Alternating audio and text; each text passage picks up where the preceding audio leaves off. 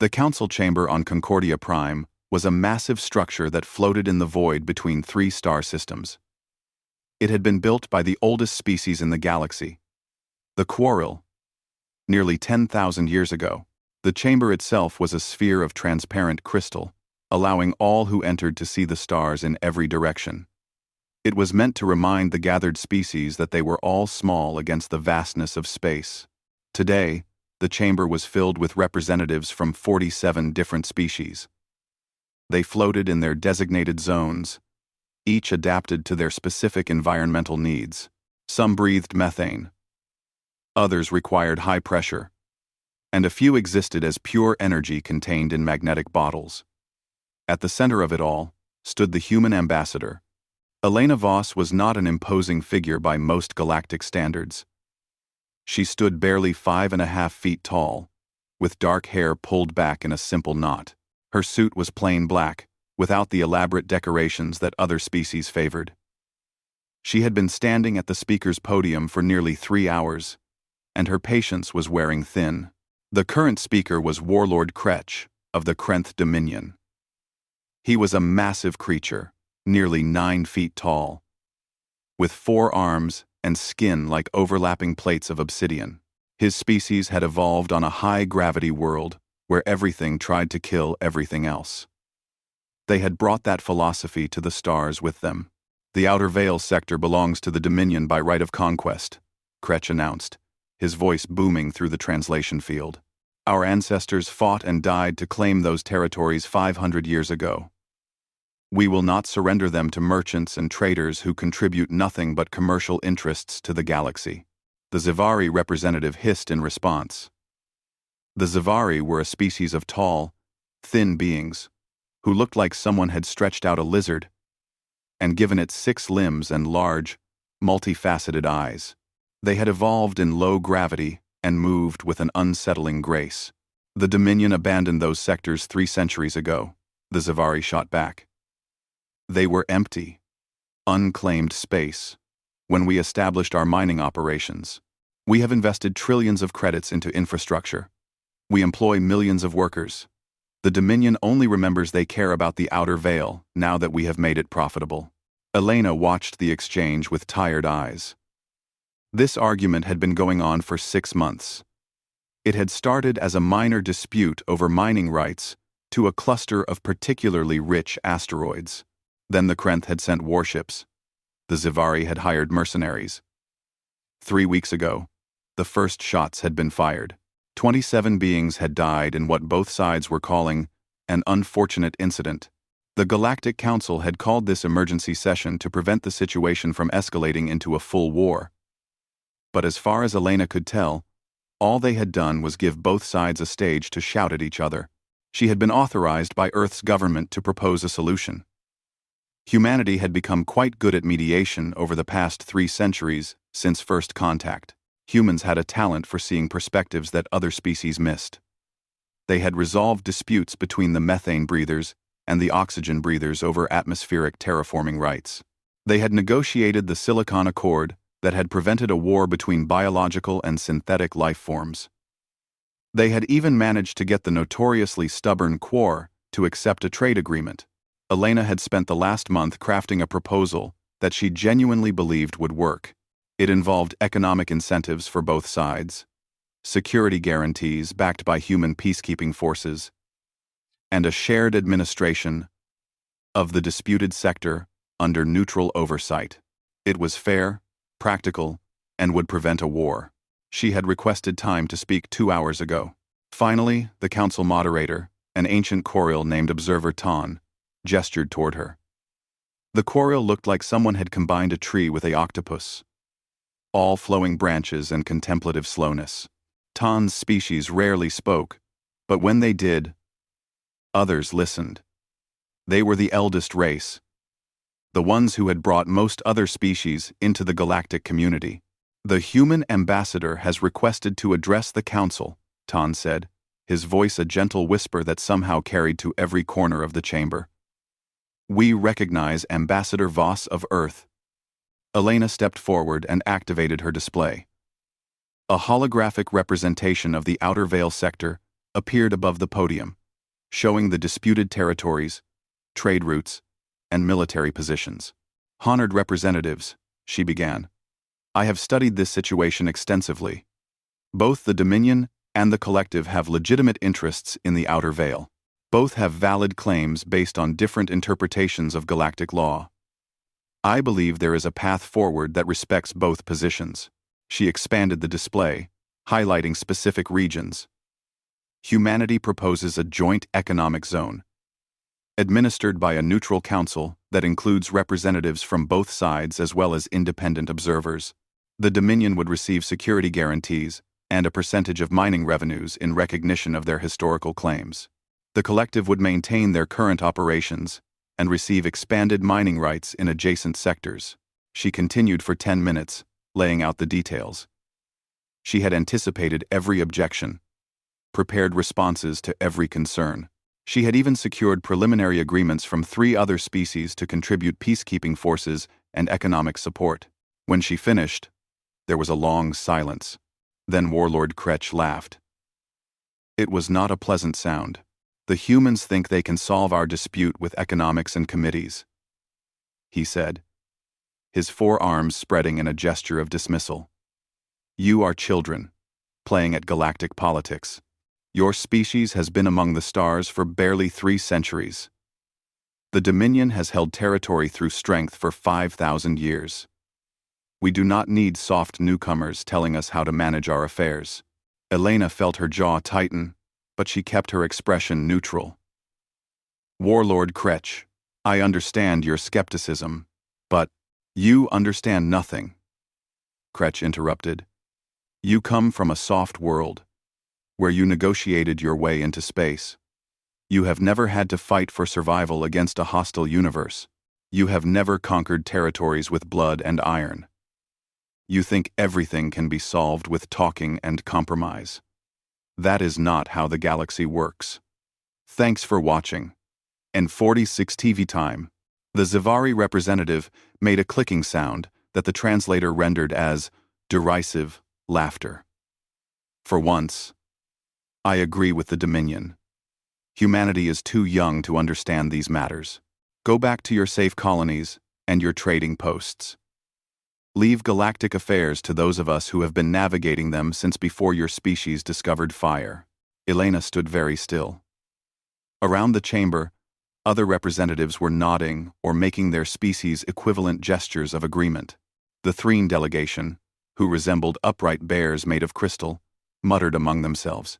The Pax's swarm mind, existing as thousands of small flying creatures that moved as one, buzzed with what might have been amusement. She had expected resistance. She had not expected to be dismissed so completely. Elena took a slow breath. She thought about the team back on Earth who had worked for months on this proposal.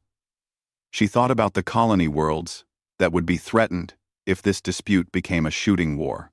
She thought about the trade routes that would be disrupted, the lives that would be lost. She thought about every time in human history that someone had been told they were too young, too weak, too different to have their voice heard. "Very well," she said quietly. The chamber grew still. There was something in her tone that made even Warlord Kretch pause. "We tried diplomacy," Elena continued, her voice calm and level.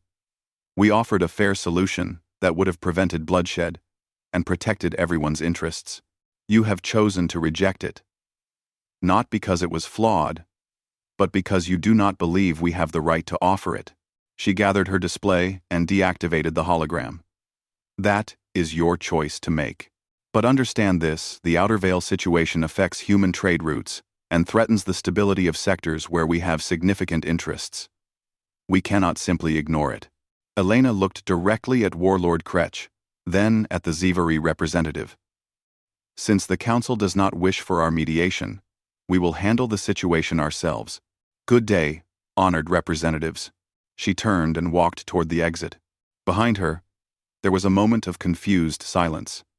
Then voices began to rise, some calling her back, others discussing what she had meant. But Elena did not stop. She passed through the environmental barrier and into the docking corridor, where her shuttle waited. As the doors closed behind her, she heard one voice cut through the others. It was Observer Ton, the ancient quarrel. "Alert the homeworld," he said, his whisper somehow reaching her even through the closing doors. "Humanity just said they will handle it. Initiate Protocol Epsilon Red." Elena paused at the shuttle entrance. Protocol Epsilon Red. She had never heard of it. Behind her, in the chamber, chaos was beginning to erupt. Through the transparent walls, she could see representatives gathering in urgent clusters. Communication beams were lighting up as messages were sent across the galaxy. Her own communicator began to buzz with incoming calls. One was marked with the seal of the Quarrel homeworld. Another came from the Quar Diplomatic Corps. A third bore the encryption codes of the Galactic Intelligence Network that most species pretended did not exist. Elena boarded her shuttle and signaled the pilot to depart. As they pulled away from Concordia Prime, she opened the communication from the Quarrel. It was a brief message, text only, from Observer Ton himself. "Forgive my people's alarm. We have been expecting this moment.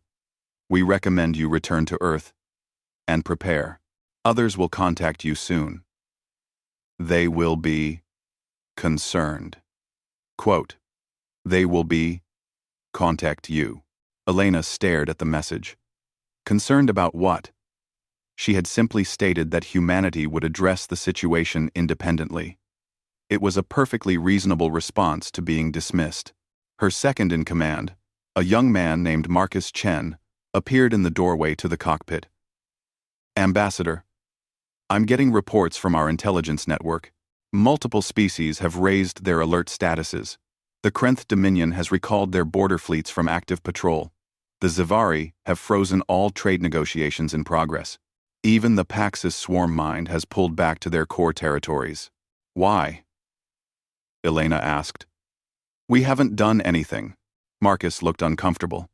"That's the thing, Ambassador. I'm digging through the reports, and there's a pattern. Every species that's gone to high alert has had prior encounters with human intervention." "What kind of encounters?" "I'm pulling up the files now." Marcus worked his tablet for a moment. "Okay. Here's one. 53 years ago, the Corsair clans were raiding human colony worlds in the fringe territories. They hit 3 planets, killed about 8,000 colonists, enslaved another 12,000. The Galactic Council condemned the attacks but said they lacked jurisdiction because the fringe was unclaimed space." Elena nodded. "I know this story. It was before my time, but it's part of the diplomatic training. Earth said they would handle it." "Right." Within 6 months, organized piracy in 3 entire sectors had been completely eliminated. Not reduced. Eliminated. Every major Corsair base was destroyed or captured. Every slave was freed. The Corsairs who survived went legitimate or disappeared. The galactic economy shifted because suddenly, pirates weren't a factor in shipping insurance. Marcus scrolled through more files. Here's another one. 78 years ago, a plague broke out on a Zivari colony world. Their own medical science couldn't solve it. They asked the council for help. The council formed a research committee that spent 18 months arguing about funding. The death toll reached 40 million. The Zivari finally asked humanity, Elena said, remembering this incident from the historical records. They didn't ask. They made a sarcastic comment at a trade conference about how even the primitive humans probably couldn't make things worse. 3 human medical ships arrived within a week. The research team sequenced the plague, identified the vector, and engineered a cure in 19 days. They manufactured enough vaccine for the entire planet within a month. Then they refused payment and used the incident to establish the Galactic Health Initiative, which has since saved billions of lives. Elena was beginning to understand. What else? Marcus kept reading. The Threne labor dispute that was about to collapse their entire economy. Humans mediated and created the first cross-species labor union. The Paxis reproduction crisis that was causing a population collapse. Human xenobiologists figured out the issue was their food supply and developed a supplement. The Quar water wars. The Velen extinction crisis. The AI rebellion on Corellon 5. He looked up. Ambassador. In every single case, humanity was dismissed, ignored, or outright insulted. And in every single case, humanity said some variation of, "Fine, we'll handle it." And then we did. We didn't just solve the immediate problem. We fundamentally changed the situation. Elena sat back in her chair. And now, I've just told the Galactic Council that we'll handle the Outer Veil crisis ourselves. Yes, ma'am. And apparently, the galaxy has been keeping track. The shuttle's communication system chimed with another incoming message. This one was from Earth, marked urgent, from the Secretary General herself. Elena opened it. The Secretary General's face appeared, and she was smiling in a way that made Elena nervous. Ambassador Voss, the Secretary General said, I have just received communications from 17 different galactic governments asking me to clarify what humanity intends to do about the Outer Veil situation. They seem quite worried. Well done. I'm authorizing Operation Chessboard. Come home. We have work to do. The message ended. Operation Chessboard? Marcus asked. I have no idea. Elena admitted.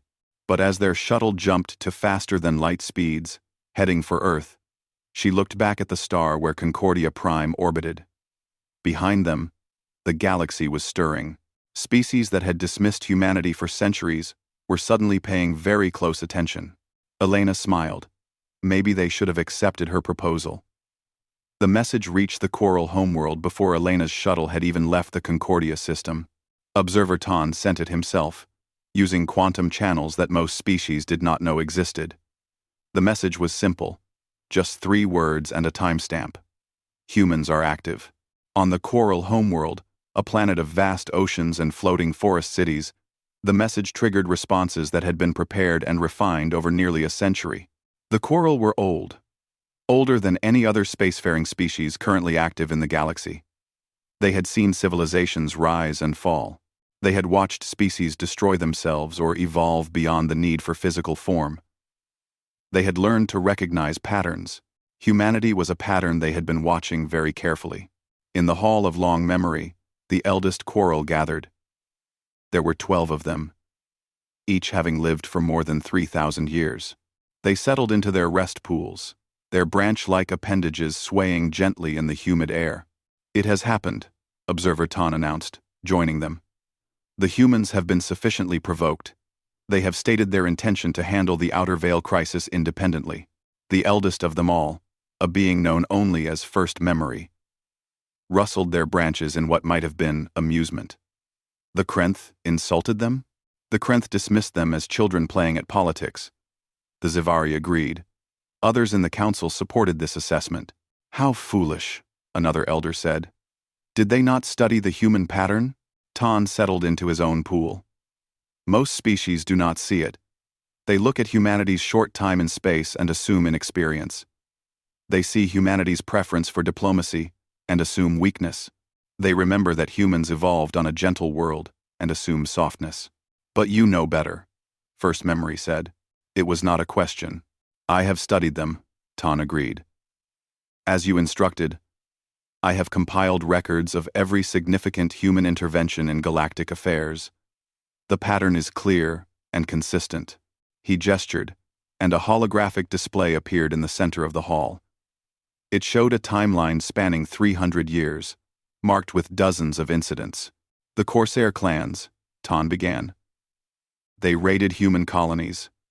The humans asked the council for help. The council debated. The humans said they would handle it. Within 6 months, piracy in 3 sectors was eliminated. But it was not merely the elimination that matters, it was the method.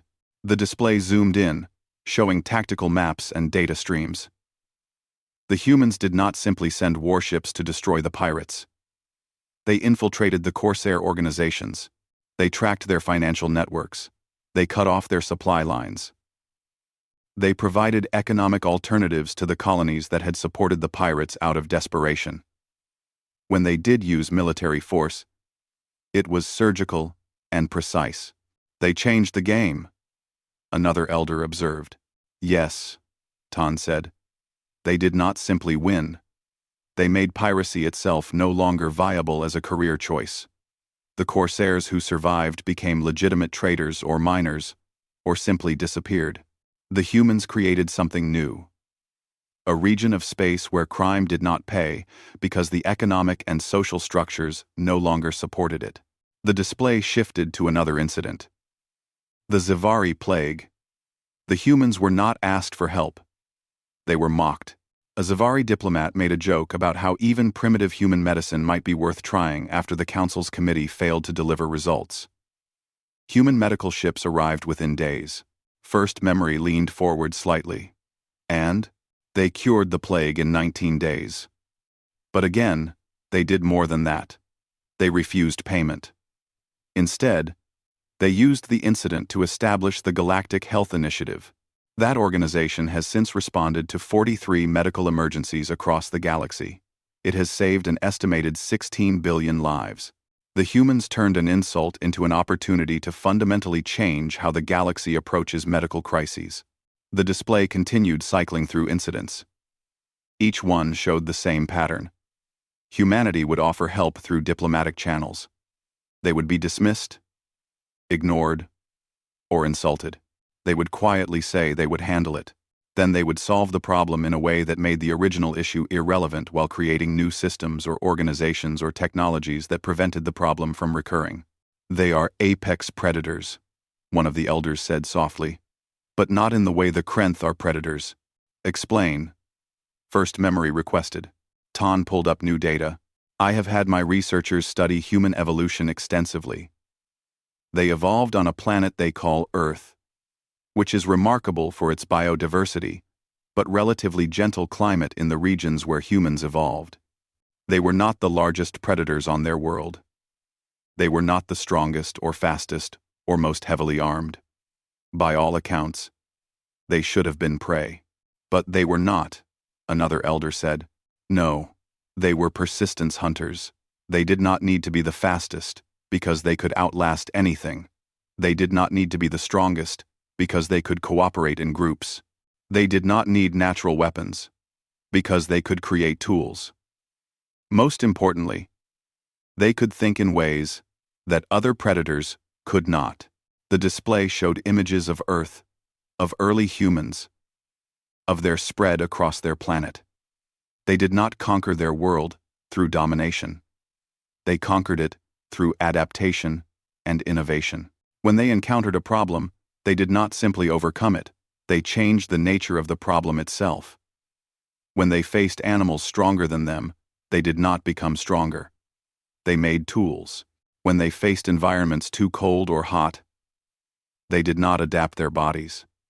They made clothing and fire and shelter. When they faced hunger, they did not just hunt. They invented agriculture. And they have brought this approach to the stars. First Memory said. Yes. They are apex predators. But their predation is conceptual. They do not consume enemies. They convert obstacles into opportunities. They do not destroy opposition. They make opposition irrelevant. And most importantly, when they say they will handle something, they become utterly focused on it until it is resolved. One of the elders made a sound like wind through leaves. The other species do not understand this. No, Tan agreed. The Krenth understand predation through strength. The Zivari understand competition through economics. The Paxis understand survival through adaptation. But none of them understand predation through innovation. They keep thinking of humanity as young and inexperienced. They do not realize that youth and inexperience mean humanity has not yet learned that some things are impossible. The display shifted to show current military movements. Across the galaxy, species were responding to the news that humanity had decided to handle the Outer Veil situation. The Krenth Dominion had recalled their forward fleets and reinforced their borders. Their military analysts were running simulations, trying to predict what humanity might do. All of their simulations ended with scenarios ranging from bad to catastrophic for the Dominion. The Zivari Collective had frozen all trade negotiations and pulled their merchant fleets back to protected routes. Their economic forecasters were calculating potential losses. The numbers were staggering. Even species not directly involved were taking precautions. The Threen had activated ancient defense platforms that had not been used in 500 years. The Pax's swarm mind had pulled back to their core territories and were building up food reserves, preparing for potential disruptions to galactic trade. "They are afraid," one of the elders observed. "They have learned to be afraid," Ton corrected. "Every species that has dismissed humanity and then watched them handle a situation has learned the same lesson.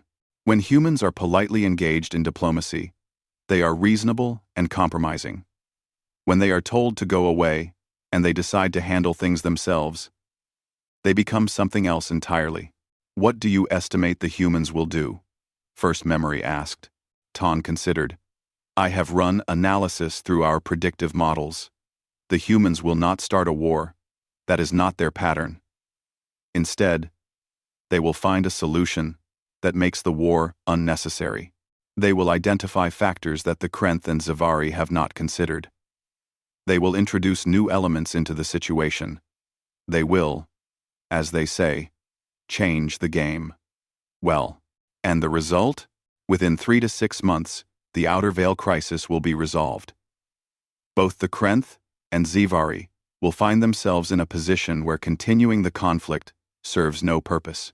Some new organization or treaty or technology will emerge that changes the fundamental dynamics of the situation. And the humans will act as if this was a simple, obvious solution that anyone could have found."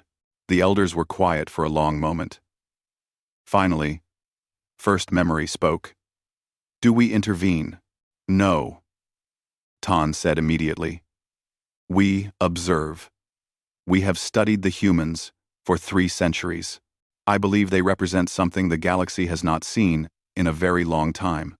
A species that instinctively makes things better rather than simply making themselves stronger.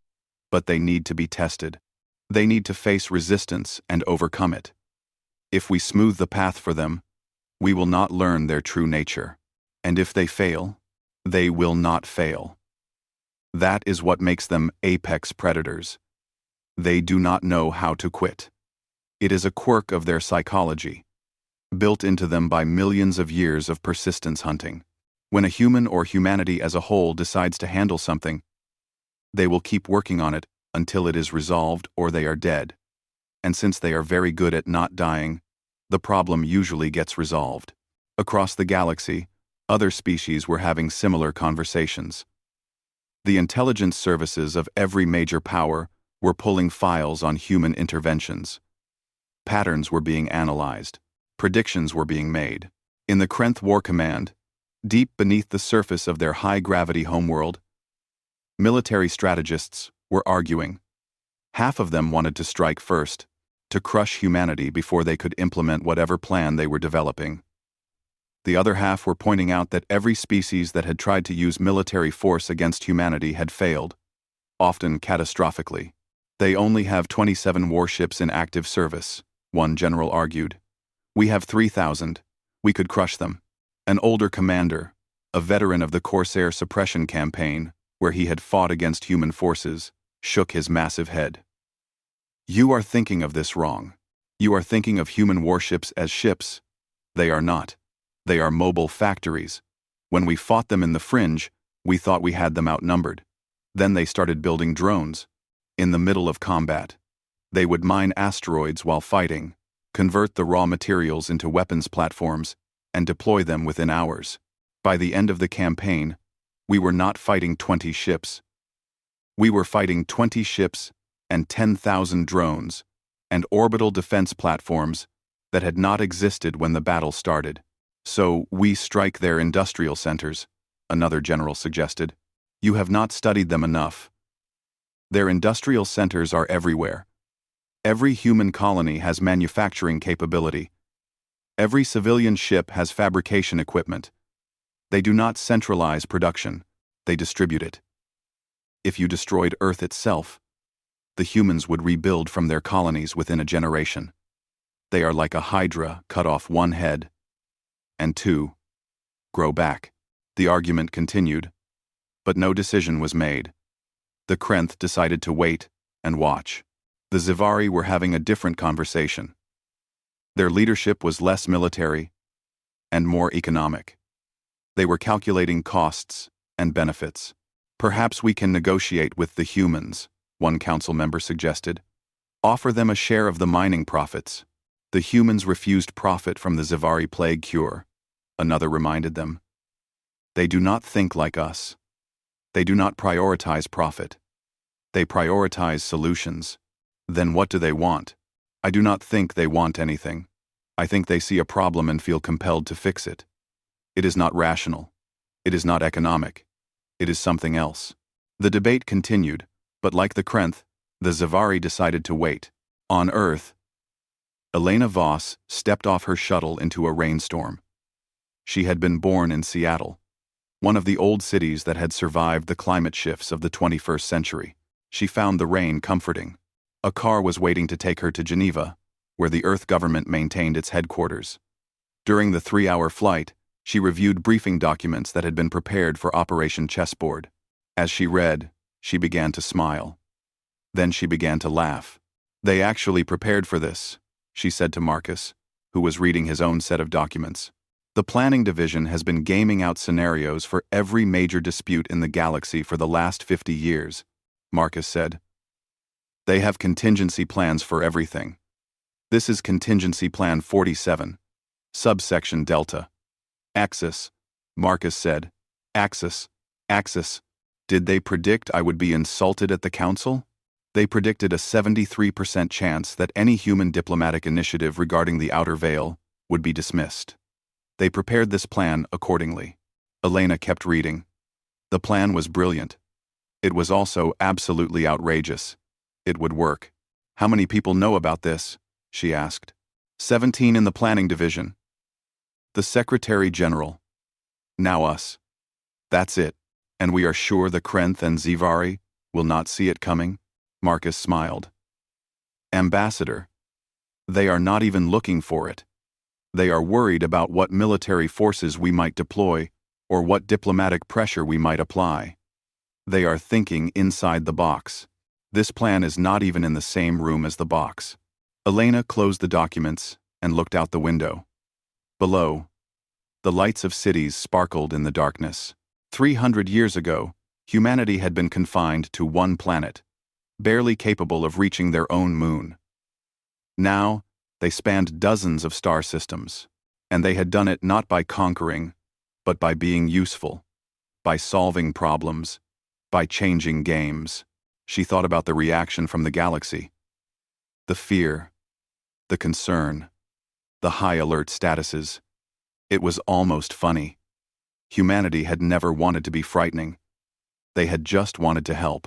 But apparently, being really good at solving problems was terrifying to species who had spent millennia learning to accept that some problems were unsolvable. Marcus, she said, send a message to the Outer Veil sector.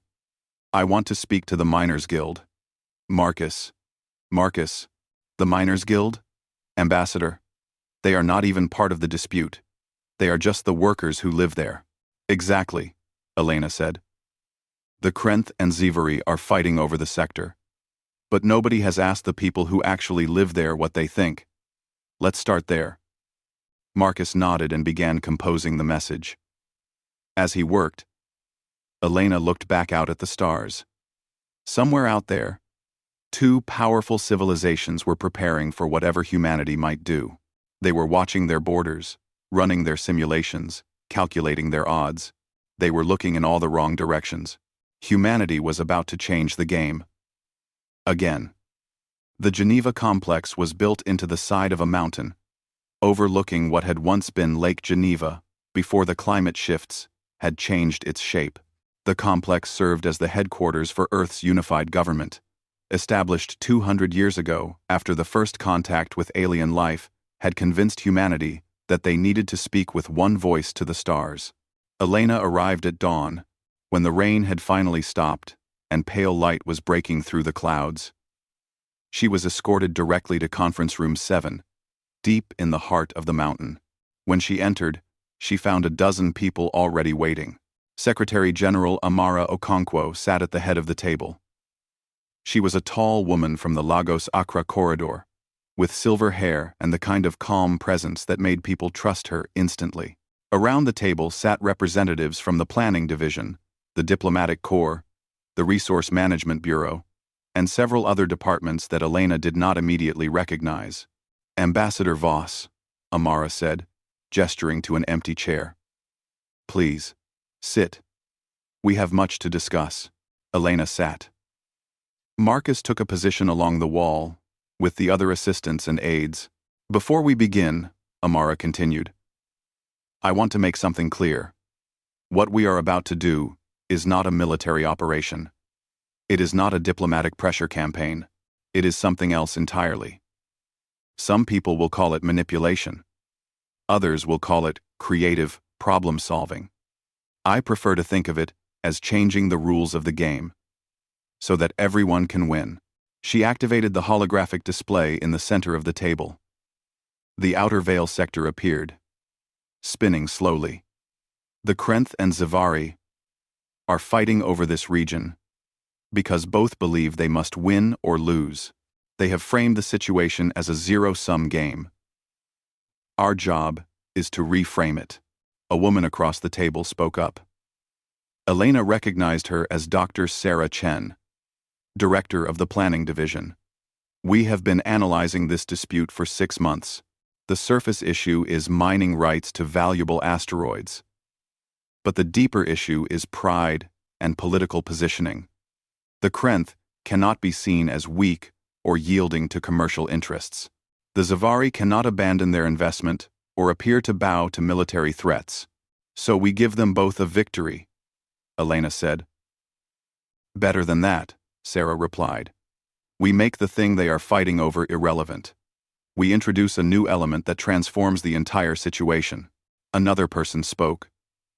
A man Elena did not know. He had the look of someone who spent his time in laboratories rather than conference rooms. I'm Dr. Robert Kimani, Materials Science Division. 3 months ago, we achieved a breakthrough in matter synthesis technology. We can now convert raw base elements into complex compounds at an efficiency rate that makes it economically viable for large-scale operations. Elena felt her eyes widen. You can synthesize the materials they are fighting over? We can synthesize anything given the right inputs. Platinum, iridium, rare earths, exotic alloys. All of it. The technology is not exactly new. We have been working toward this for 50 years. But we finally cracked the efficiency problem. A single synthesis platform can produce enough materials to supply a small colony world. And you kept this quiet? Elena asked. Amara smiled. We kept it classified until we had a use for it. Now we do. Here is the plan. We build synthesis platforms in the outer veil sector. We offer the technology to the Miners Guild, the people who actually live and work there. They become the administrators and operators. The Krenth get long-term supply contracts at favorable rates, which they can present to their people as tribute from the sector they claim. The Zavari get expanded mining rights in adjacent sectors where there is no dispute, plus contracts for the support infrastructure around the synthesis platforms. Elena sat back, thinking it through. The asteroids they are fighting over become irrelevant because we can make more of what is in them. Correct. And the Miners Guild becomes a major economic player in galactic trade, which serves our long-term interests in building a more distributed power structure. Everyone wins. The Krenth get resources and respect. The Zavari get profits and expanded operations. The Guild gets economic independence. And we get a peaceful resolution, plus a new trade partner. And if they refuse? Elena asked. Sarah Chen pulled up a new set of displays. We have modeled the likely responses. The Zavari will accept quickly. It is pure profit for them with no loss of face. The Krenth are more complicated. Their culture values strength and conquest.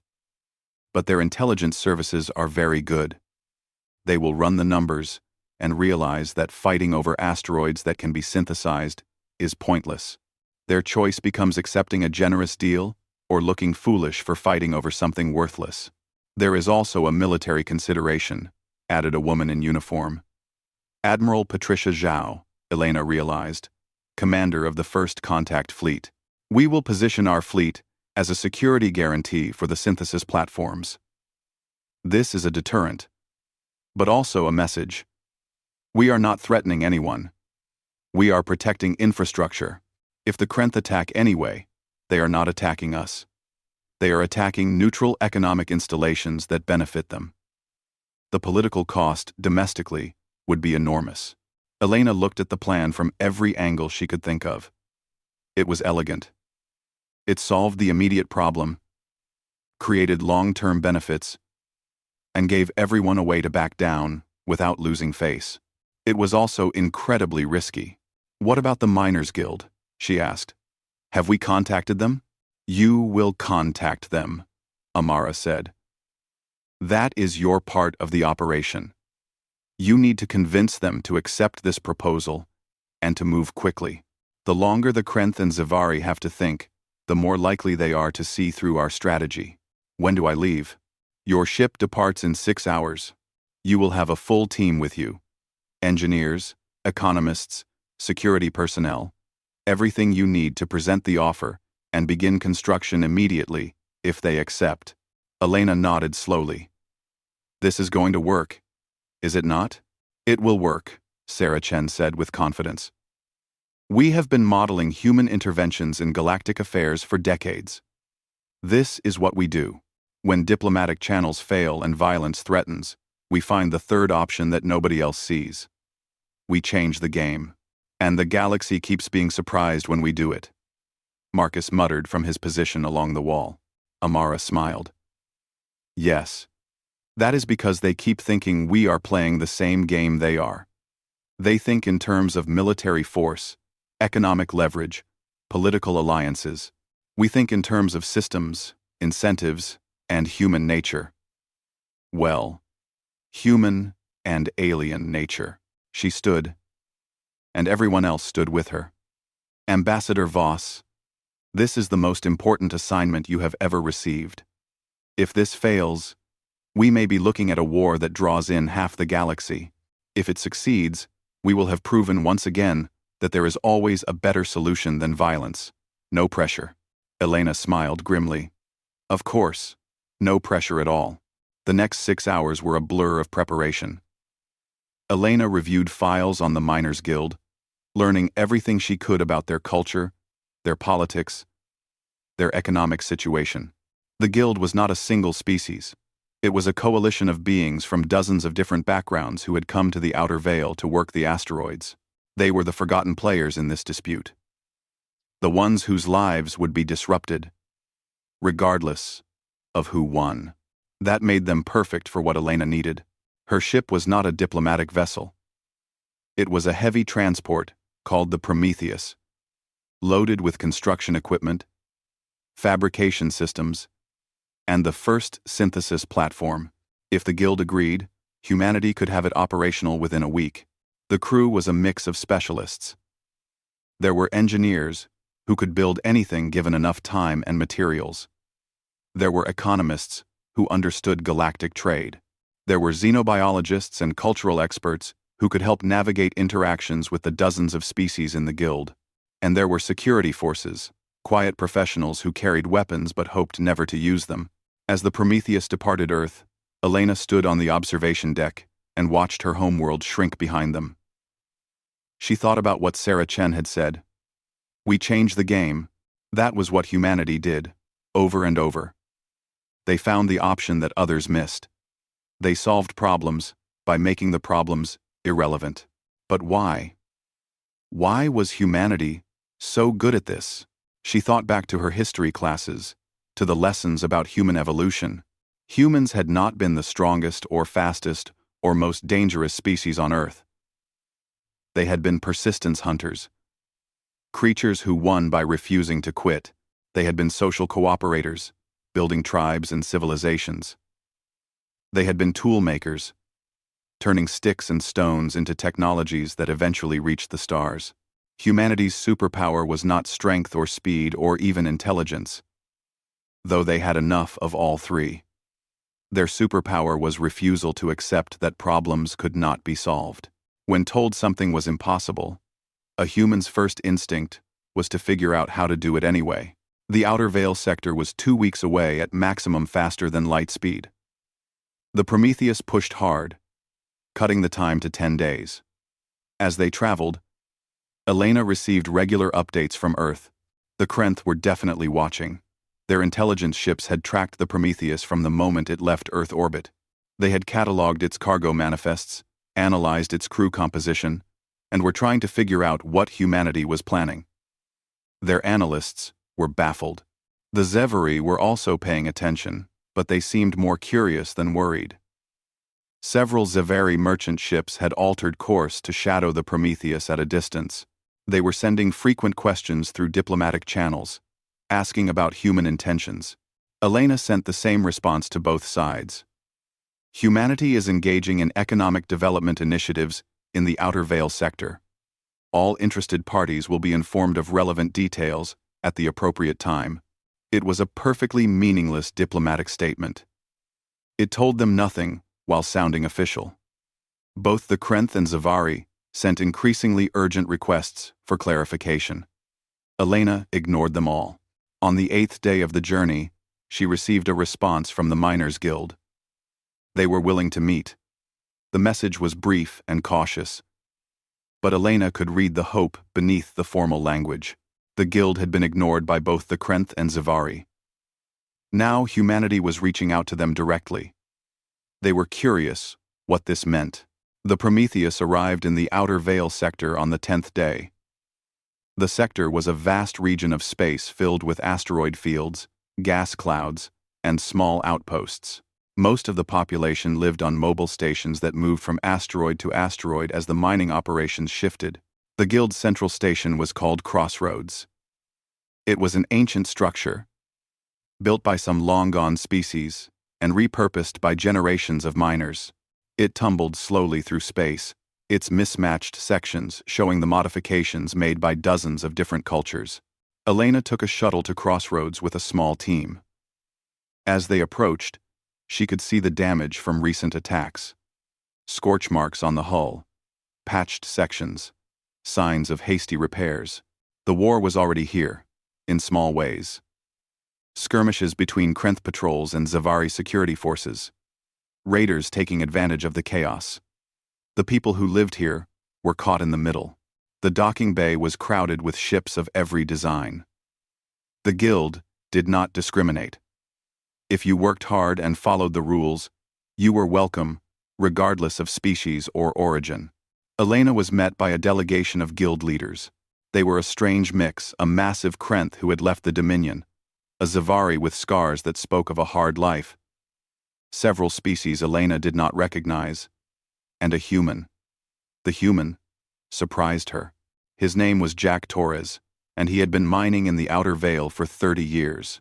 "Ambassador," Jack said, shaking her hand. "It is good to see a friendly face. Things have been tense lately." "I can imagine," Elena replied. "Thank you for agreeing to meet." They led her to a conference room deep inside Crossroads. It was a utilitarian space, all metal and practical design. The guild leaders sat around a table that had been welded together from salvaged parts. Ambassador Voss, the Zevari whose name was Sectel, began. "We know why you are here. Earth wants to play mediator, but the Dominion and the Collective do not care what we think. We are just the workers. They will decide our fate, and we will have no voice. We tell today." End quote. "That is exactly why I am here," Elena said. She activated a portable holographic projector. "What if I told you that the guild could become the primary power in this sector? Not the Krenth, not the Zevari.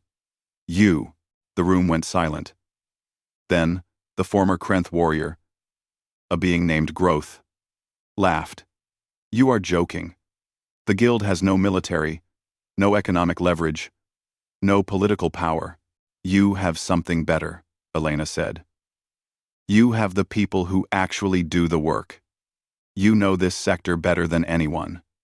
You have relationships with every species that operates here. And humanity is prepared to give you the tools to make that matter. She expanded the holographic display. We have developed synthesis technology. We can build platforms that will produce the very materials everyone is fighting over. We want to give this technology to the Guild. You will operate the platforms. You will sell the resources. You will become a major economic player. 1. I would not report. They stared at her in disbelief. Why? Sectel asked. Why would humanity do this? What do you gain? Peace. Elena said simply. If the asteroids can be synthesized, there is nothing left to fight over. The Krenth can buy resources from you at favorable rates. The Zavari can expand their operations into uncontested territory. Everyone gets what they need, and the Guild becomes independent and prosperous. And humanity? Growth pressed. What is your price? Trade agreements. Goodwill. A stable sector. We do not want to own the Guild. We want to be your partners. You make your own decisions. Run your own operations.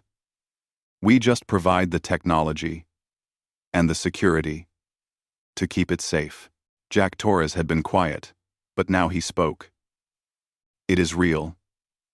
We brought the first platform with us. We can have it operational within a week. And the Dominion and Collective will just accept this? Elena smiled. They will not have a choice. The moment you control the supply of resources they need, the war becomes pointless. They can negotiate with you, or they can try to take what you produce by force. She pulled up another image. The human first contact fleet is en route. 27 warships, with enough defensive drones and platforms to make this sector very difficult to attack. We are not threatening anyone. We are protecting infrastructure. Our infrastructure. Your infrastructure. Infrastructure that benefits everyone. The Guild leaders looked at each other. Elena could see them calculating, considering, hoping. Let me be clear, she said. This is not a small thing we are offering. This will change the power dynamics of this entire region. You will have responsibilities. You will need to manage complex relationships. But you will also have the power to shape your own future. Sectel leaned forward. When can we see this platform? Right now, if you like. They went. All of them, the entire Guild leadership, took shuttles out to where the Prometheus waited. Elena's engineers had already deployed the synthesis platform in a stable orbit.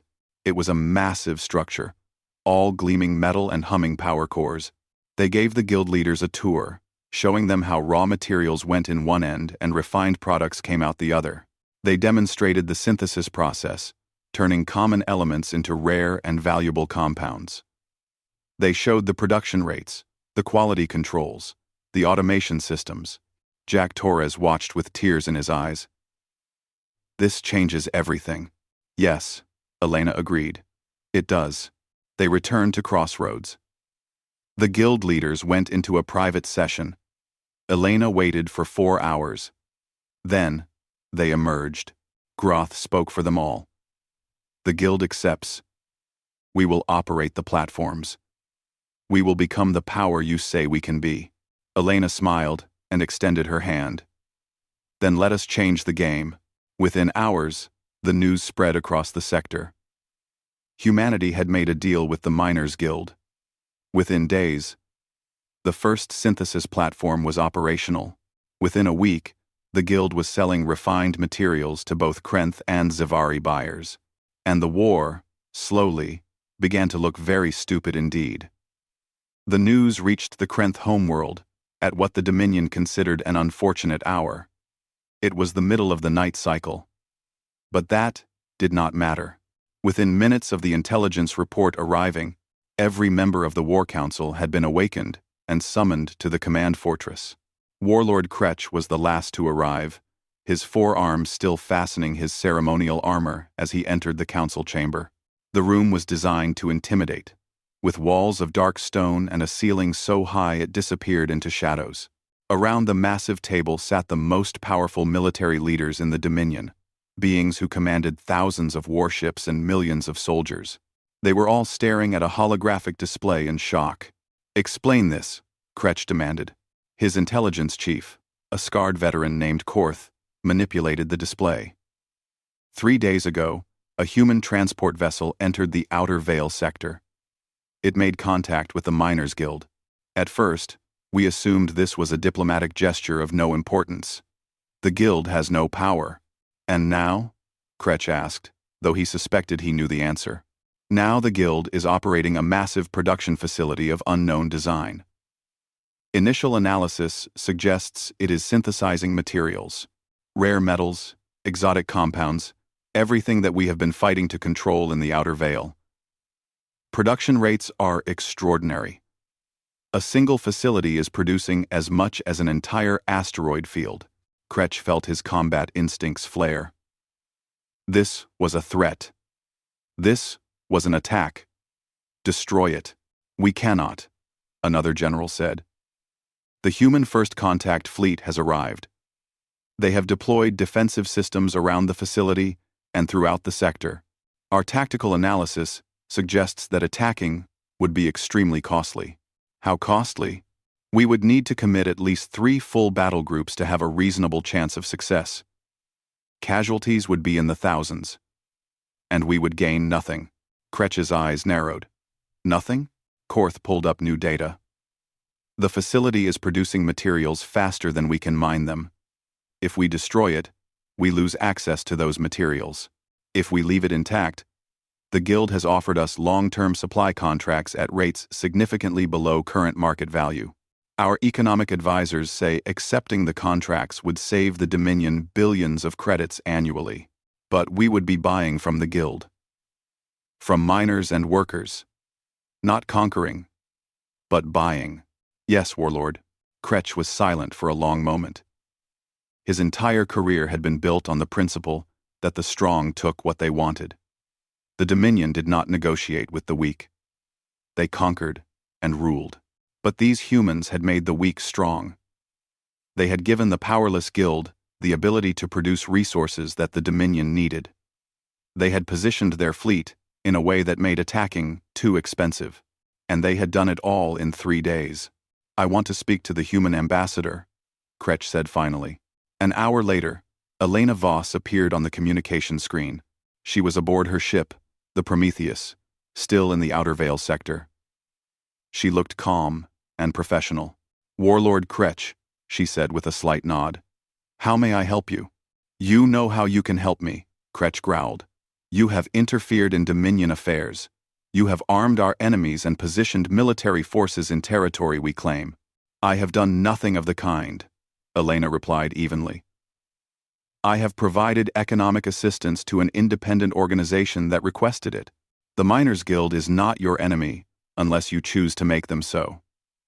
As for military forces, the First Contact Fleet is protecting infrastructure that benefits everyone, including the Dominion. You have made the war meaningless. I have made the war unnecessary. There is a difference." Kretch leaned forward, his forearms spreading in what might have been either threat or exasperation. "You humans are infuriating. You do not fight like warriors. You do not negotiate like diplomats. You simply change the nature of conflict until there is no conflict left. Would you prefer we had allowed the war to continue?" Elena asked. Kretch was quiet for a moment. Then, surprisingly, he laughed. It was a deep, rumbling sound. "No, I would not prefer that. I am angry because you have made me look foolish. I claimed territory that I abandoned centuries ago. I threatened war over resources that now have no strategic value. And I did this because I thought the Dominion could intimidate the collective, and the guild would be irrelevant. You are not foolish, Warlord. You made decisions based on the information available. The situation changed. Because you changed it. Yes." Kretch studied her through the screen. "The guild is offering contracts. What are the terms?" Elena sent over the data. Kretch reviewed it. his eyes scanning the details. The contracts were generous. Almost too generous. Long-term supply guarantees, stable pricing, delivery schedules that matched Dominion needs. The Guild was even offering to prioritize Dominion orders in recognition of their historical claims to the sector. It was a face-saving gesture, wrapped in practical economics. If we accept these contracts, the Dominion acknowledges the Guild's independence in the Outer Veil. Yes, Elena confirmed. And if we reject them and attack, then you will fight a difficult and expensive battle against the Guild and human forces. And even if you win, you will have destroyed the facilities that produce what you need. You will gain territory but lose resources. Your people will ask why you fought a war that made you poorer. Kretsch made a sound that might have been amusement or frustration, or both. You have left me no good option, except to accept. I have left you the option to make the choice that benefits your people most. Is that not what a leader should want? The warlord was silent for a long moment.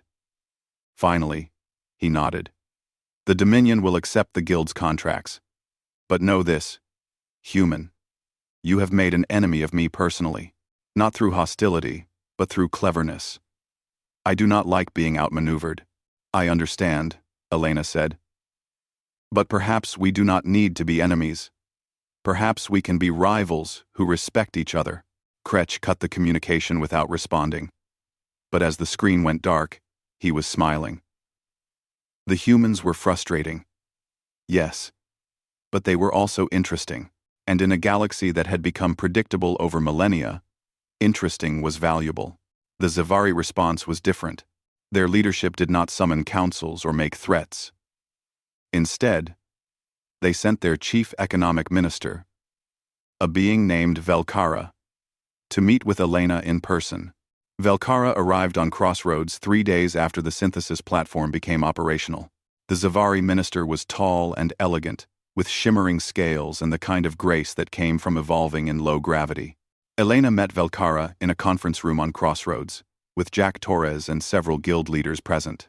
Ambassador Voss, Velkara said, settling into a seat designed for Zavari physiology. I will be direct. What you have done is remarkable.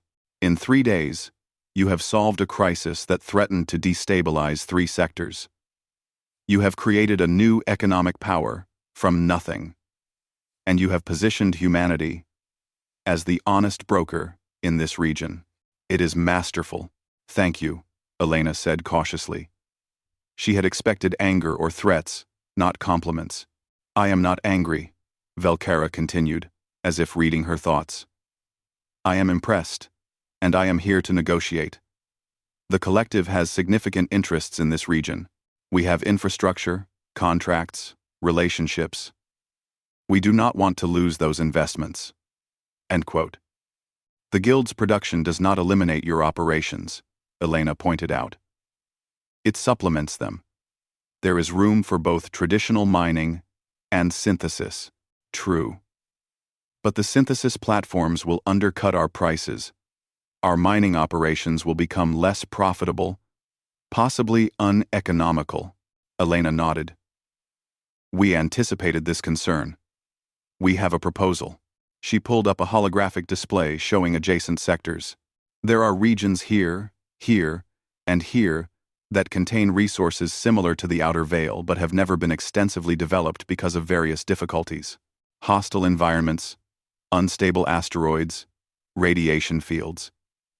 The technology that makes the synthesis platforms work can also make those regions accessible. We propose that the collective receives exclusive development rights to these new territories. Velkara studied the maps. These regions are larger than the Outer Veil. Yes. Significantly larger. The collective would need to make substantial investments. But the potential returns are enormous. And the collective would owe this opportunity to humanity. Elena smiled. The collective would owe this opportunity to their own initiative in seeing the potential. We are simply providing information and technical support. Velkara's multifaceted eyes glittered with what might have been amusement. You are very good at this. You offer something valuable. while making it seem like we are doing you a favor. I prefer to think of it as finding mutually beneficial solutions, which is exactly what makes you dangerous. Ambassador, I will be honest. The collective's leadership debated attacking the synthesis platforms. Some argued that humanity was overstepping, interfering in affairs that were not your concern, but cooler minds prevailed. Do you know why? Why? Because our intelligence services compiled a report on every major human intervention in galactic affairs over the past 3 centuries. The pattern is clear. Species that cooperate with humanity prosper. Species that oppose humanity end up wishing they had cooperated. You do not destroy your opponents. You make them irrelevant. That is far more frightening than military might. Elena considered her response carefully. We do not seek to frighten anyone. We seek to solve problems. That is what makes you apex predators, Velkara said. You do not even realize you are hunting. You think you are helping. But the result is the same. You reshape the environment until only solutions you approve of remain viable. It is brilliant and terrifying. If we are such predators, why negotiate with us? Because predators can be useful allies. The galaxy has been stagnant for a long time, Ambassador. The old powers maintain their positions through inertia and mutual deterrence. Nothing truly changes. But humanity changes things. You make the galaxy evolve. That is threatening to some, but it is necessary. Velkara stood. The collective will accept your proposal. We will develop the new territories. We will work with the Guild on supply chain integration, and we will remember that humanity is a valuable friend and a dangerous rival. After Velkara left, Jack Torres let out a low whistle. Did we just get called apex predators? Apparently, Elena said. I am not sure if I should be proud or worried. Both, probably. Over the next 2 weeks, the situation in the Outer Veil sector stabilized rapidly. The Krenth signed long-term supply contracts with the Guild, presenting it to their people as tribute from a subordinate territory. The Zavari began developing the new regions that humanity had identified, announcing it as a major expansion initiative. The Guild, suddenly flush with income and influence, began improving infrastructure and living conditions throughout the sector. The war that had threatened to draw in half the galaxy never happened. Instead, trade routes expanded, economic activity increased, and the beings who lived in the Outer Veil found themselves with opportunities that had not existed a month before. The human first contact fleet remained in the sector, but it was no longer needed for defense. Instead, the ships became a visible reminder that humanity was invested in the region's stability. Commander Zhao established a rotation that kept a small task force present at all times, while the rest of the fleet returned to regular patrols. Elena prepared to return to Earth. But before she left, she received an unexpected visitor. A small ship, unmarked and running silent, docked with the Prometheus. From it emerged Observer Ton of the Coral. The ancient being moved slowly, his branch-like appendages swaying as he walked. Elena met him in a private conference room, curious why one of the galaxy's eldest species would come to see her personally. Ambassador Voss, Ton said, his voice a gentle whisper. I wanted to speak with you before you departed. I am honored, Observer. How may I help you? It is not help I seek, but understanding. My species has been watching humanity since you first reached the stars. We have seen you resolve crisis after crisis, always in ways that others do not anticipate. I wanted to meet the person who orchestrated this particular resolution. I had help from many people, Elena said. Of course. But you were the one who stood before the Galactic Council and said you would handle it. You were the one who made the choice to act. Tell me, Ambassador, did you know the galaxy would react with such alarm? Elena considered the question. No. I knew we had a plan. I knew it would work, but I did not know that other species had been tracking our interventions, preparing protocols for when we became active. That surprised me. It should not have. You have a saying on Earth, do you not? Once is chance, twice is coincidence, 3 times is a pattern. Humanity has established a clear pattern. When you say you will handle something, it gets handled. The manner in which it gets handled is often unexpected, but the outcome is consistent. We just try to solve problems. Yes, Tan agreed. That is what makes you unique. Most species, when they reach the stars, bring their ambitions with them. They want territory, resources, power, influence. But humanity wants problems to solve. You are happiest when you are fixing things. It is a remarkable trait. Is that why you came? To tell me we are remarkable? No. I came to warn you. Elena felt a chill run down her spine. Warn me? Tan moved to the window, looking out at the stars. The galaxy, you know, is old, Ambassador. Very old. Most of the species you deal with have been spacefaring for thousands of years. They have reached a kind of equilibrium. They no longer expand or evolve at significant rates. They maintain their territories, pursue their interests, but nothing fundamental changes, and humanity is changing things. Yes, you are a catalyst. Every time you intervene, you do not simply solve a problem. You create new organizations, new technologies, new relationships. You cause evolution. That is valuable, but it is also dangerous. Dangerous how? Tan turned to face her. There are things in this galaxy, Ambassador, that the young species do not know about. Ancient threats that have been contained through careful balance and millennia of vigilance. The older species, like my own, have been managing these threats quietly. But if the balance shifts too much, if things change too rapidly, you think we might accidentally release something dangerous? I think you might accidentally draw its attention. There are forces that sleep in the dark between galaxies. Forces that notice when civilizations become too successful, too influential, too advanced. The Coral have been trying to keep the galaxy beneath that threshold of notice. But humanity is making that difficult. Elena sat down heavily. Are you asking us to stop? To let problems remain unsolved? No. Tan said immediately. That would be like asking water to stop flowing. It is your nature to solve problems. I am simply warning you that the galaxy is more complicated than it appears. There are reasons the elder species have been cautious about change. What should we do? Continue being what you are. But be ready. Someday, the problems you face will not be political disputes or resource allocation. They will be existential threats that require everything humanity has learned. When that day comes, I hope you will remember this conversation.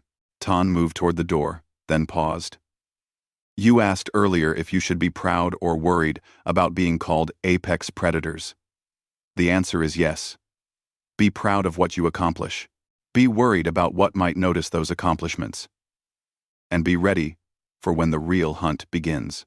The ancient Coral left, leaving Elena alone with her thoughts and a growing sense that humanity's story in the stars was just beginning. The return to Earth took 12 days. Elena spent most of that time writing reports, reviewing data, and trying to understand what Observer Tan had meant about ancient threats. She sent encrypted messages to the Secretary General, outlining the warning but admitting she did not fully understand it. The response came back brief and cryptic. The Planning Division is aware of certain historical concerns. We will discuss upon your return. When the Prometheus finally entered Earth orbit, Elena felt a sense of relief. Below her, the blue and green world spun peacefully. 300 years of careful environmental restoration had healed most of the damage from humanity's industrial age. The planet looked much as it had before humans had learned to make fire. But the space around Earth was far from empty. Orbital stations, manufacturing platforms, defense satellites, and hundreds of civilian ships created a busy traffic pattern. Humanity had learned to live both on their world and above it. Elena took a shuttle down to Geneva, where the Secretary General was waiting. But, Instead of going to the usual conference rooms, she was directed to a section of the complex she had never visited, deep underground, past security checkpoints that required genetic verification and quantum encryption keys. She found herself in a chamber that looked like it belonged in a museum. The walls were lined with artifacts from human history.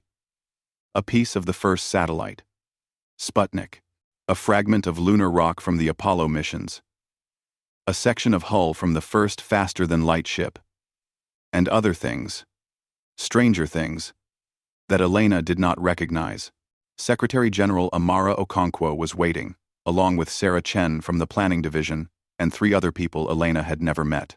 One of them was ancient, easily over 100 years old, with the kind of face that suggested he had seen more of history than most people read about.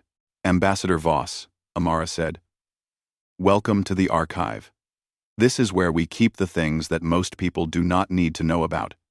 Yet, Observer Ton warned me," Elena said, "about ancient threats." The old man spoke, his voice surprisingly strong. "I am Dr. James Morrison. I have been with the archive since first contact. My job is to collect information that the other species do not want to share. Information about the galaxy's history, the things that happened before the current civilizations." He gestured to one of the artifacts on the wall, something that looked like a crystal but pulsed with inner light. "This is a fragment we recovered from a dead world in the outer reaches. The world was destroyed approximately 50,000 years ago. Not by war or natural disaster, but by something else. Something that consumed every trace of the civilization that lived there." Elena felt cold. "What destroyed it? We do not know exactly. The Quarrel call them the Void Dwellers. Others call them the Silent Hunger. They exist in the space between galaxies, and they notice when civilizations become too noisy, too energetic, too successful. Then they come and feed." Sarah Chen pulled up a holographic display. "We have been analyzing galactic history for 3 centuries. There is a pattern. Civilizations rise, reach a certain level of advancement, and then suddenly vanish. No war, no collapse, just gone. The elder species like the Quarrel have survived by staying beneath a threshold. They avoid drawing attention. And humanity is drawing attention," Elena said. "We are the noisiest species the galaxy has seen in millennia," Amara confirmed. "We solve problems loudly. We create new technologies constantly. We refuse to accept limits. By every metric the archive has developed, we should have attracted unwanted attention decades ago. But we have not? Not yet. Or if we have, nothing has come to investigate. But Observer Ton is right to be concerned. Every time we handle a crisis, every time we change the game, we become more visible." Elena sat down, processing this information. "So what do we do? Stop solving problems? Let the galaxy stagnate?" Dr. Morrison smiled, and it was not a happy expression. "That is the question we have been debating for 50 years. Do we protect ourselves by being quiet, or do we accept the risk and continue being who we are? What did you decide?" "We decided to prepare," Sarah Chen said. "Every solution we implement, every technology we develop, every relationship we build, it all serves a dual purpose. Yes, we are solving immediate problems. But we are also building a network, accumulating capabilities, and positioning humanity to face larger threats." She expanded the holographic display. "The synthesis platforms we just deployed in the outer veil? They can be repurposed for military production in hours. The economic relationships we are building with other species? They create alliances we can call on. The reputation we have for solving problems? It means that when we say something is a threat, others will believe us." "You are preparing for a war," Elena said. "We are preparing for survival," Amara corrected. "The galaxy has been stable for a long time because the elder species have been managing threats quietly. But they are old, Ambassador. They are tired. The Quarrel have been doing this for 10,000 years. They are looking for someone to pass the responsibility to. The Quarrel. And they think humanity is that someone." We think we might be, not because we are stronger or smarter, but because we refuse to accept that problems cannot be solved. If something comes from the void between galaxies, the elder species will try to hide, or negotiate, or contain it. We will try to kill it, or understand it, or turn it into something useful. Elena looked at the artifacts on the walls, the remnants of civilizations that had not survived. When will this threat come? Now. Maybe never, Doctor, Morrison said. Maybe the void dwellers are extinct or dormant, or were never as dangerous as the legends suggest. But maybe next year, maybe tomorrow. We do not know. What we do know, Amara said, is that Observer Tan came to warn you personally. The Quarrel do not do things without reason. They are trying to prepare us without causing panic. They want us to be ready. Ready for what? Sarah Chen brought up a star map. But it was strange. It showed not just the known galaxy but the empty space beyond. And in that empty space, there were markers. Dozens of them. All moving slowly. This is classified at the highest level, Sarah said. Only 17 people on Earth know about this. The Quarrel have been monitoring the intergalactic void for millennia. These markers represent anomalies, things that do not belong in empty space, things that are moving. Moving toward us? Moving toward everywhere. But yes, some of them have vectors that will eventually bring them into our galaxy. The closest one is approximately 800 light-years from the galactic rim. At its current speed, it will arrive in this galaxy in about 70 years. Elena stared at the map. 70 years. Within her lifetime. Possibly. Does the rest of the galaxy know? The elder species know. The younger species have been kept in ignorance. The Quarrel believe that knowledge of an approaching threat would either cause panic or complacency. Better to prepare quietly. But they told us. They told us because they believe we will do something useful with the information. They have watched us solve problem after problem. They think we might be able to solve this one too.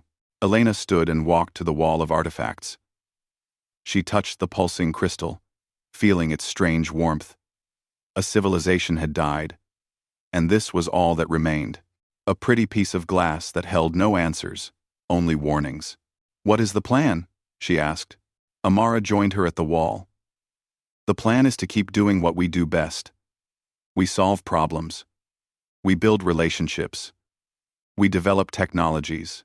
We make ourselves useful to the galaxy, so that when the time comes, and we need to call on others, they will answer. And we prepare, quietly, for a fight that might come in 70 years, or might never come at all. And if it comes sooner, then we handle it. That is what we do. Elena returned to her duties. The Outer Veil crisis was officially over, declared resolved by the Galactic Council. Both the Krenth and Zavari had accepted the new situation, and the Miners' Guild was thriving. Humanity was praised for its diplomatic achievement, though some species muttered about interference and overreach. But Elena noticed changes. The Quarrel began reaching out more frequently, sharing information that they had kept secret for millennia. They sent data on ancient ruins, on dead civilizations, on weapons and technologies that had been buried and forgotten. They were opening their archives, preparing humanity for something. Other elder species followed suit. The Threen shared research on exotic physics that could create defensive fields around entire star systems. The Quar provided access to historical databases that revealed patterns in galactic history. Even the normally isolationist Velen opened communications, offering genetic research that could help species survive in extreme environments. It was subtle, but clear to anyone paying attention. The elder species were recruiting humanity, preparing them, positioning them, and they were doing it by asking for help with smaller problems, knowing that humanity could not resist solving them. 6 months after the Outer Veil resolution, Elena received a personal message from Observer Tan. It was brief. There is a situation near the galactic rim. A colony has lost contact with the rest of civilization. Investigation is needed. Would humanity be willing to handle it? 8. R. A. Elena smiled at the phrasing. Would humanity be willing? As if there was any question. She forwarded the message to the Secretary General with a single line of recommendation. We should handle it. The response came back quickly. Assemble a team. Operation Lighthouse is authorized. Operation Lighthouse. Elena pulled up the file and began reading. It was one of dozens of contingency plans that the Planning Division had prepared for expeditions to the Galactic Rim. Each plan included exploration protocols, first contact procedures, and military options ranging from evacuation to full combat deployment. Humanity was preparing to go looking for trouble, because that was what they did. Across the galaxy, other species were watching. In bars and trading posts, on military bases and diplomatic stations, beings from 100 different civilizations were having the same conversation. The humans are going to the rim. Why would they do that? Because the Quarrel asked them to handle it. Of course they did. In the depths of space, far from any star, monitoring stations that had been silent for centuries suddenly activated. They had been left by the elder species as an early warning system. Now they were detecting movement. Something was approaching from the intergalactic void, still hundreds of light years away, but definitely coming. The stations sent their alerts through quantum channels that only the eldest species could access. On the Quarrel homeworld, in the Hall of Long Memory, First Memory received the report. It is time, the ancient being said. The void dwellers are waking. We must hope that humanity is ready. They will not be ready. Observer Ton replied. 70 years is not enough time, but they will try anyway. That is their nature. Then we must give them every advantage, share everything, hold nothing back. If they are to be the galaxy's defenders, they need to know what they defend against. Messages went out to every elder species. The archive would be opened. The full history of the galaxy, including its darkest secrets, would be shared with humanity. It was a risk. Young species were unpredictable. They might panic, or make poor decisions, or simply refuse to believe. But the Quarrel had studied humanity for 3 centuries. They had watched humans face impossible situations and refuse to accept defeat. They had seen humans turn disasters into opportunities and enemies into allies. They had witnessed humanity say, "Fine, we will handle it," over and over, and then actually handle it. If any species could face what was coming, it would be humans. On Earth, in the Planning Division's secure facility, Sarah Chen was updating the probability models. She had been tracking the approaching anomalies for 5 years, ever since the Quarrel had first shared the data. The models kept getting refined as more information came in. Current estimate: first contact with void dweller entities in 68 years, plus or minus 12 years. Probability of hostile intent: 94%. Probability of conventional military response being effective: 8%. She added a new line to the model. Probability of humans finding an unconventional solution: unknown, but historically trending positive. It was the best she could do. Humanity had never faced an existential threat like this. But they had never faced any of the problems they had solved. Until they did. She sent her updated report to the Secretary General with a recommendation. Accelerate all research and development programs. Prioritize relationship building with every species willing to cooperate. Continue solving galactic problems to build goodwill and test our capabilities. And most importantly, do not tell the general population yet. They will need time to prepare mentally. But we have time. 68 years, 2 generations. Humanity would need to change significantly to be ready. They would need better technology, stronger alliances, deeper understanding of physics and biology, and 100 other sciences. They would need to evolve. But evolution was something humanity was very good at. They had evolved from prey animals to apex predators on their homeworld. They had evolved from planet-bound to starfaring in less than a century.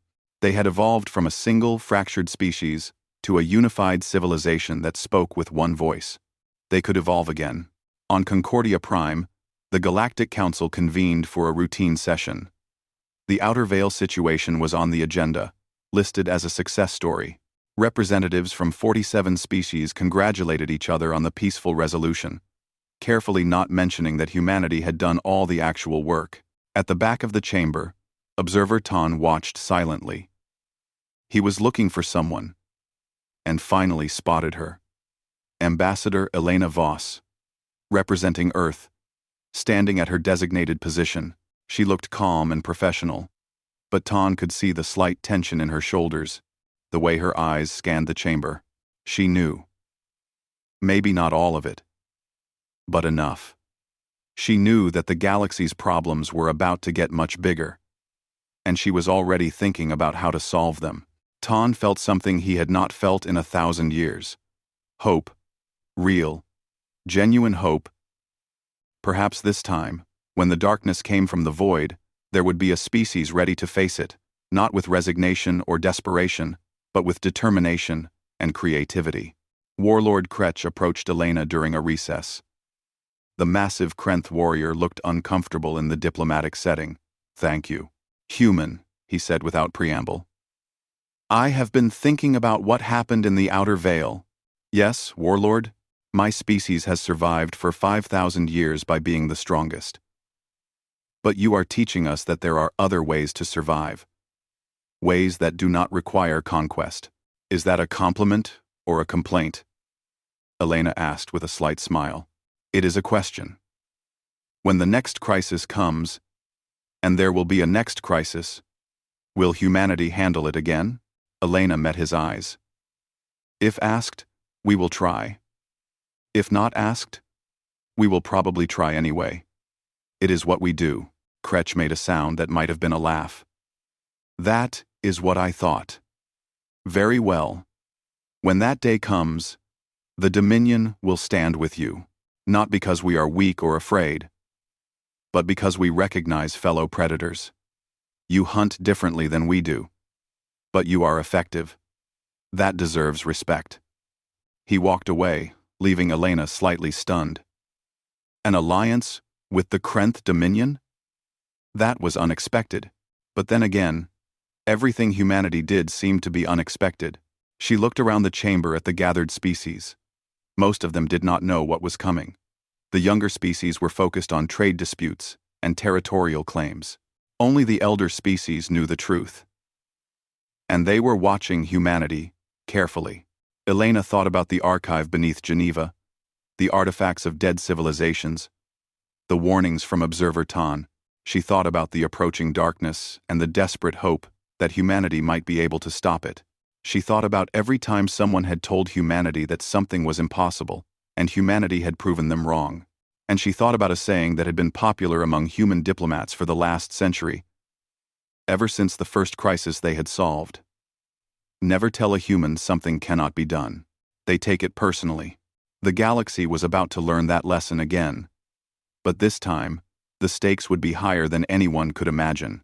Elena looked up at the stars visible through the crystal dome of Concordia Prime. Somewhere out there, in the dark between galaxies, something was moving toward them. Something ancient and hungry and utterly alien. "Fine," she thought. "We will handle it." She did not say it out loud, but somehow, across the galaxy, species that had been watching humanity for 3 centuries felt a collective shiver of anticipation and fear. The humans had made up their minds. The hunt was on. And in a galaxy grown old and tired, that meant change was coming. Wanted or not, ready or not, the galaxy was about to evolve again. Because that was what happened when humans said they would handle things.